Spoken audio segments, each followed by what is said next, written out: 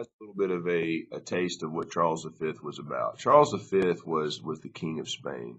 We're going to talk about him a little bit more whenever we get to talking about Henry VIII a little bit, and because that's all happening at the same time that this is happening. But um, Charles V was not only just the King of Spain, he was also the Holy Roman Emperor as well. He was part of the Habsburg dynasty, and the Habsburgs are going to last all the way until like World War One, World War Two. So like you're going to hear a lot about the Habsburgs between where we're at right now and the end of the year. So other famous people from the Habsburg dynasty, Marie Antoinette, who famously didn't say let them eat cake. We'll talk about that whenever we get to the French Revolution. But they're gonna be intertwined with a lot of stuff that's happening throughout the rest of the year. So um, Charles V he wanted to keep the Catholic religion the mainstay for the entirety of Europe, and it just wasn't going to happen. But he had a lot of problems. He faced a lot of problems, monetary problems because they had overspent.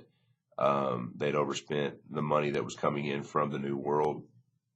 Long story short, so you guys will kind of understand, hopefully, that whenever there's a large influx of cash or a large influx of money into a kingdom, it actually hurts the kingdom. It'll help them for a very short time, and then it ends up hurting the kingdom or the nation, partially because it's what's called hyperinflation. It's not partially. It's actually because of what's called hyperinflation. It causes when more people have more money, that money, if money is less what's called scarce, you'll learn about that word whenever you get into your senior year for sure. But whenever money is less scarce, everything tends to the price of things tend to go up because the supply doesn't outweigh the demand, or vice versa. So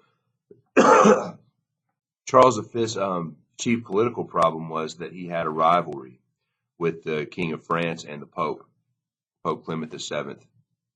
They both opposed him, but it was his birthright to be the king and to be the Holy Roman Emperor. And so long, really, just like to kind of sum all that up, he was the king because he was born the king, and not because anybody had chosen him to be such. So it was a birthright, and it was all tied back to the Spain kind of becoming the leader in everything because they had money coming in from the New World. Um, so the Pope joined the side of the French in their wars against Charles V. They waged wars with one another for the dumbest of reasons, but they waged wars with one another. As a matter of fact, they actually had people assassinated in Rome, like the Spanish would have French people assassinated, and the French people would have Spanish people assassinated, and so on and so forth. So fun times. It was a great time to be in politics. So, like whenever you lose, you don't just lose, you lose your head as well, or you lose whatever. They're going to kill you. You know, Charles also had to send troops. This is one of the biggest reasons, in my opinion, why he was unable to squash the Protestant rebellion. Was that he wasn't able to really spend any money to do so. He had to call in all of his political favors that he could to be able to keep the Ottoman Empire out of the Holy Roman Empire, because by this point the Ottomans had taken over. They had taken over the Byzantine Empire, and they were working their way into Europe. And so, with that being said, working their way into Europe was not an option for Christendom. It's just that I mean, you got to keep the Muslims out. If you're Christian, that was the plan at that point, at any cost. And that cost was actually a big part of that cost was getting the Ottoman Empire pushed back, cost them the Protestant Reformation. So finally, a lot of the individual rulers in Germany now, the German states. Now, remember that the Holy Roman Empire it's a complete misnomer. It's not holy. It's not a Roman, and it's not an empire. Let's talk about why it's not an empire. The Protestant Reformation lands itself here because of the Holy Roman Empire is not an empire. Each of the little like parcels of land inside of, that's the best way to say it. It's kind of like the little city states that were all connected together in what is now Germany, Austria, and Hungary, and those different places.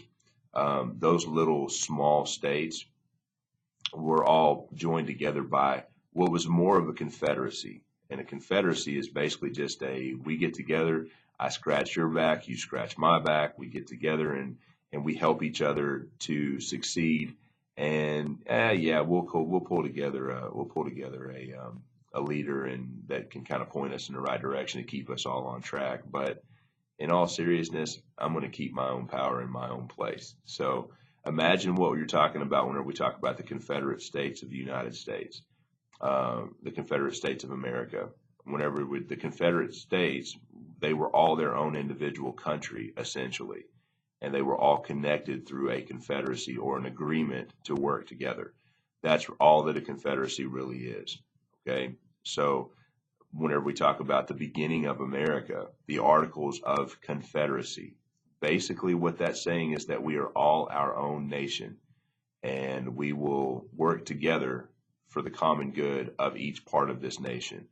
It's kind of the same concept ish as the European Union is today. So the individual rulers of the German Empire, they supported Luther, and if they supported Luther, you're not going to change their mind by throwing your weight around. And Charles V wasn't good at throwing his weight around anyway because he spent all of his weight on the Ottomans.